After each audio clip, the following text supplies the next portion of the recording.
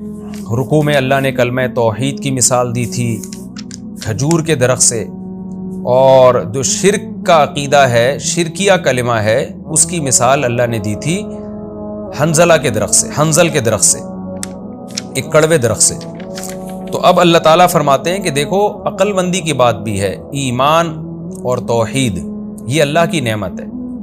جب آپ اللہ کی اس نعمت پر عمل کرتے ہو، توحید کا عقیدہ رکھتے ہو، ایک خدا کو مانتے ہو، تو دنیا کی برکتیں بھی ملتی ہیں، آخرت کی بھی۔ دنیا میں سکون ملتا ہے انسان کو، حلال و حرام کا پتہ چلتا ہے، ایک ذات کے حوالے اپنے آپ کو کر دیتا ہے۔ تو یہ اللہ کی بہت بڑی انسانوں پر نعمت ہے۔ اور ایک ہے شرک، کبھی اس کو معبود، کبھی اس کو معبود، اور کسی کے برحق ہونے کی کوئی دلیل بھی نہ ہو۔ تو اللہ جب توحید کا عقیدہ تمہیں دے رہے ہیں تو کس قدر بے وقوفی کی بات ہے کہ اتنا بڑا گفٹ لے کے آپ اسی گندگی کی طرف آپ جائیں۔ تو اس کو اللہ نے ان آیتوں میں اس طرح سے بیان فرمایا، الم تر الی الذین بدلوا نعمت اللہ کفرا۔ اے مخاطب، کیا تو نے یہ عجیب منظر بھی دیکھا ہے؟ ان لوگوں کو بھی دیکھا جو کفر کو لے لیتے ہیں اللہ کی نعمت کو چھوڑ کر، یعنی اسلام کو چھوڑ کر، ایمان کو چھوڑ کر گمراہی کے راستے کو لے لیتے ہیں۔ کیسے بے وقوف اور عجیب لوگ ہیں۔ اور پھر یہ جو کرتے کیا ہیں، یہ دنیا میں تو تباہ ہوتے ہیں، آخرت میں کیا انجام ہوتا ہے؟ احلوا قومہم، اگر یہ قوم کے لیڈر ہوں، قوم کے بڑے ہوں، تو پھر یہ اس جرم میں اپنا بھی نقصان کرتے ہیں اور اپنی قوم کو بھی ہلاکت کے گھر کی طرف اتار دیتے ہیں، آخرت میں جہنم میں لے جانے کا ذریعہ بنتے ہیں۔ وہ ہلاکت کا گھر کیا ہے؟ جہنم یصلونہا، جس میں یہ خود بھی داخل ہوں گے، وبئس القرار، اور کیسا ہی برا ٹھکانہ ہے۔ تو اللہ اب اس کی آگے تفصیل بیان کر رہے ہیں کہ وہ جو نعمت دے کے کفر خریدا، وہ نعمت کیا ہے جس کو انہوں نے دے دیا اور کفر لے لیا۔ وَجَعَلُوا لِلَّهِ أَنْدَادًا، انہوں نے اللہ کے لیے شریک ٹھہرا لیے، لِيُضِلُّوا عَنْ سَبِيلِهِ۔ یہ شریک ٹھہرانے کا یہ فائدہ نہیں ہوا کہ وہ جو جھوٹے معبود ہیں ان کی فریاد رسی کرتے، مشکلوں میں ان کی مدد کرتے، نہ نہ نہ نہ نہ، ان سے کیا نقصان ہوا؟ ان بتوں نے، ان جھوٹے معبودوں نے ان کو اللہ کے راستے سے ہٹا دیا، ان کی محبت میں خدا کو چھوڑ بیٹھے یہ لوگ۔ قل، اے نبی ان سے کہہ دیجئے، تمتعوا، تم ٹھیک ہے دنیا کے مزے اڑاؤ۔ مزے کس لحاظ سے؟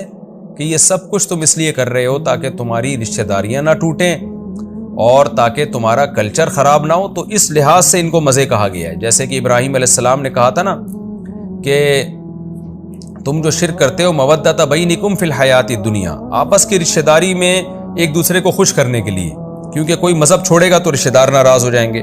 تو ابراہیم علیہ السلام نے کہا تھا یہی رشتہ دار قیامت میں ایک دوسرے کے دشمن ہوں گے۔ تو اس لحاظ سے اس کو مزے اڑانے سے تعبیر کیا گیا کہ ٹھیک ہے اپنے کلچر کو فالو کرو، جو مزے اڑا سکتے ہو اڑاؤ۔ فإن مصيركم إلى النار، آنا تم نے جہنم میں آگ ہی کی طرف ہے۔ اللہ ہم سب کو شرک کی لعنت سے بچائے۔ اور جو توحید پرست لوگ ہیں، اب اللہ ان سے خطاب کرتا ہے کہ اے نبی، یہ تو مشرکین کو آپ نے یہ کہنا ہے، جو ایک خدا کو ماننے والے ہیں ان سے کیا کہنا ہے؟ قل لعبادی، اے نبی آپ کہہ دیجئے میرے بندوں سے۔ یہاں اللہ نے محبت سے توحید پرستوں کو اپنے بندے سے تعبیر کیا، میرے بندوں سے کہہ دیجئے، الذین آمنوا، جو مجھ پر ایمان لے کر آئے ہیں۔ اب وہ کریں گے کیا؟ صرف عقیدہ ہی درست رکھیں گے؟ نہ نہ نہ نہ، اس عقیدے کے تقاضوں پر اب عمل کریں۔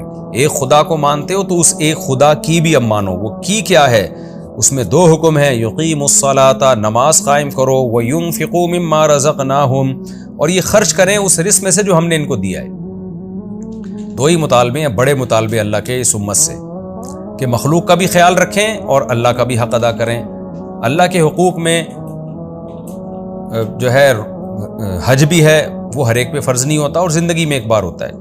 اللہ کے حقوق میں رمضان کے روزے بھی ہیں، وہ پورے سال نہیں ہوتے، وہ سال میں ایک بار ہوتے ہیں۔ وہ سب ماحول بنا ہوا ہوتا ہے، اس پر عمل کرنا بھی آسان۔ سب سے مشکل چیز نماز ہے، جس نے نماز پڑھ لی وہ باقی حکام پر بھی عمل کرے گا۔ تو اللہ نے یہاں اپنے حقوق اور مخلوق کے حقوق بیان کیے۔ تو اپنے حقوق میں کیا کہا؟ نماز کو فوکس کرو، باقی سب اس سے کم درجے کے ہیں۔ مخلوق کے حقوق میں کیا کہا؟ خرچ کرنا سیکھو، باقی سب اس سے کم درجے کے ہیں۔ آج بھی آپ دیکھ لیں نا، مخلوق کو سے خوش اخلاقی سے بات کرنا بھی آسان ہے، مخلوق کی دعوت کرنا بھی آسان ہے، مخلوق کے ساتھ دعوت قبول کرنا بھی آسان ہے مخلوق کی، لیکن پیسہ لگانا ان کے اوپر، ان کی مصیبتوں میں ان کی مدد کرنا، یہ بڑا مشکل کام ہے۔ تو اللہ نے مشکل کام کا حکم دیا، باقی سارے اس سے کم درجے کے ہیں۔ تو اس لیے اللہ نے فرمایا اے نبی آپ میرے بندوں سے کہہ دیجئے جو ایمان لا چکے ہیں وہ نماز قائم کریں اور جو رزق ہم نے ان کو دیا ہے اس میں سے خرچ کریں۔ سخاوت کا اظہار کریں، وہ خرچ کیسے کریں؟ سرن، چھپا کے بھی، تاکہ ان کا اور اللہ کا معاملہ رہے، اخلاص ہو، وعلانیتاً، اور دکھا کر بھی، تاکہ دوسروں کو بھی خرچ کرنے کی ترغیب ملے، من قبل ان یأتی یوم، اس سے پہلے کہ ایک ایسا دن آ جائے، لا بیع فیہ ولا خلال، جس میں نہ کوئی خرید و فروخت ہوگی اور نہ دوستی۔ ایک دن تباہی والا آنے والا ہے جس میں خرید و فروخت کا مطلب بارگیننگ نہیں ہوگی کہ چلو جی آپ کی گناہ زیادہ ہیں، نیکیاں کم ہیں، جہنم کا فیصلہ ہو چکا ہے تو فرشتوں کو کچھ رشوت دے کے آپ خرید و فروخت کا معاملہ کر لیں، یا کسی بندے کو پیسے دے دیں کہ تو میرا عذاب لے لے، اس کے بدلے میں اتنے پیسے لے لے مجھ سے۔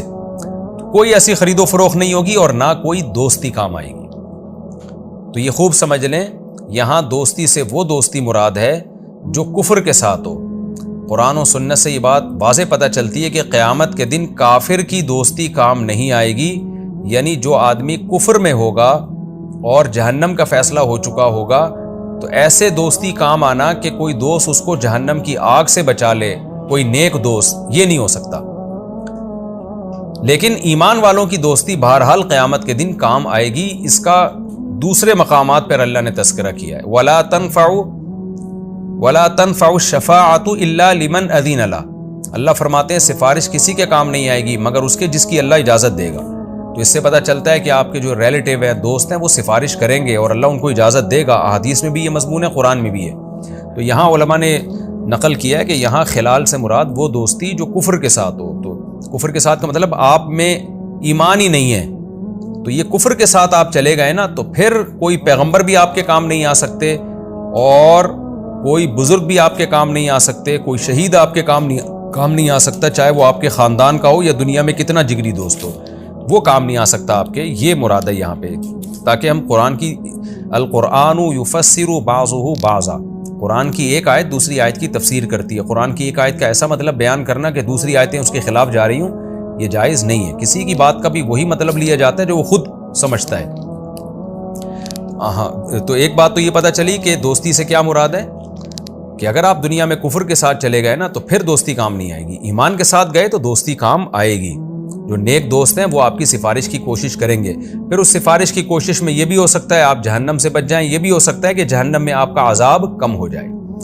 ایک بات، دوسری بات یہ کہ کافر کی بھی جو دوستی کام نہیں آئے گی، تو یہاں کام نہ آنے سے مراد یہ ہے کہ ایسا کام آنا کہ جہنم سے بچا لے اس کو، اتنا کام نہیں آئے گی۔ اتنا کام آ سکتی ہے کہ جہنم کے عذاب میں کمی کا ذریعہ بن جائے۔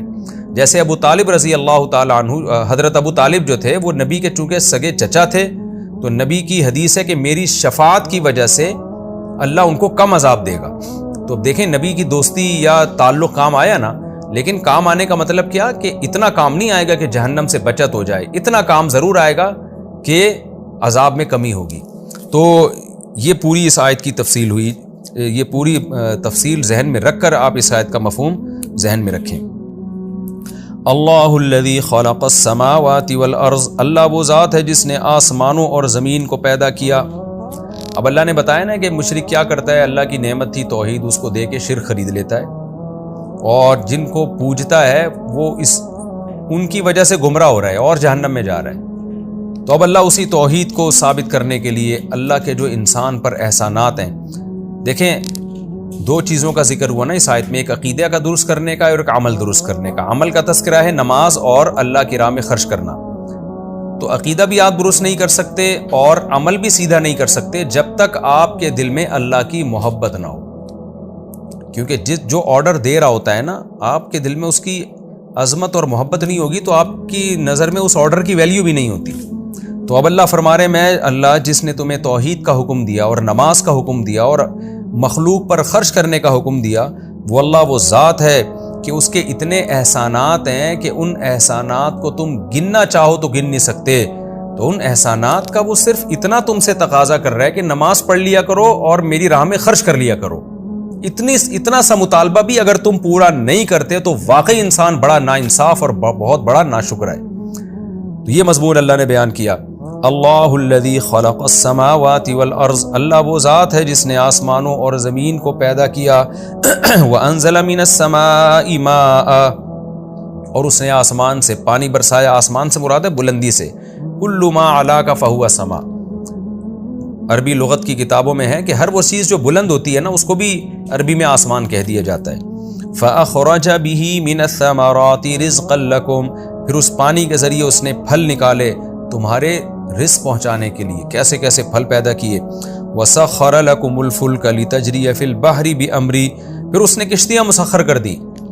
فلک کا جب عربی میں قرآن میں لفظ آئے گا نا تو بحری جہاز بھی اس میں داخل ہوتے ہیں، ہر وہ چیز جو سمندر پہ تیرتی ہے۔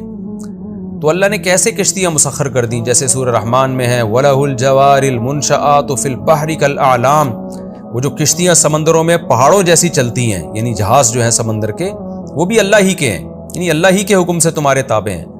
تو مسخر کا کیا مطلب، پانی کا کام تو ڈبونا ہے، لیکن اللہ نے پانی میں یہ خاصیت رکھی ہے کہ اتنے بڑے بڑے جہازوں کو اپنے سینے پہ رکھ کے وہ دھکیل دیتا ہے، اور کم وسائل میں آپ زیادہ بڑی تعداد میں سمندر کے ایک کنارے سے دوسرے کنارے تک چیزوں کو منتقل کر دیتے ہیں۔ آج ماہرین اس بات کے قائل ہیں کہ اگر سمندر نہ ہوتا تو خشکی پہ تجارت کرنا بہت مشکل تھا اور اس پہ وسائل بہت خرچ ہوتے، جس کے نتیجے میں چیزیں بہت زیادہ مہنگی ہو جاتی۔ تو اللہ نے سمندر بھی پیدا کیا اور اس میں پانی میں یہ خاصیت رکھی ہے سمندر کے کہ اتنے بڑے بڑے پہاڑ جیسے جہازوں کو وہ سمندر ڈبوتا نہیں ہے اور اپنے سینے پہ رکھ کے چلتا ہے۔ ایک سوئی داخل کریں گے وہ ڈوب جائے گی، اتنا بڑا جہاز آپ اس کے پشت پہ رکھ دیں گے اور وہ پورا سامان، میں نے دیکھے ہیں وہ ڈاک یارڈ میں میں نے کچھ وقت گزارا ہے، تو اتنے بڑے بڑے جہاز پہاڑوں جیسے، یہ کنٹینر ایسے لگتا تھا چھوٹی چھوٹی ماچس کی ڈبیاں رکھی ہوئی ہیں، اور سمندر کے نیچے جتنا حصہ تھا وہ بھی بھرا ہوا ہوتا تھا خوراک سے۔ تو کیسے اتنی بڑی خوراک ایک ملک سے دوسرے ملک ایک ہی چکر میں جہاز لے جاتا ہے۔ یہی اگر سامان ہم ہوائی جہاز کے ذریعے، ٹرینوں کے ذریعے لے جانا چاہیں تو ٹھیک ٹھاک خرچہ آئے گا اس میں۔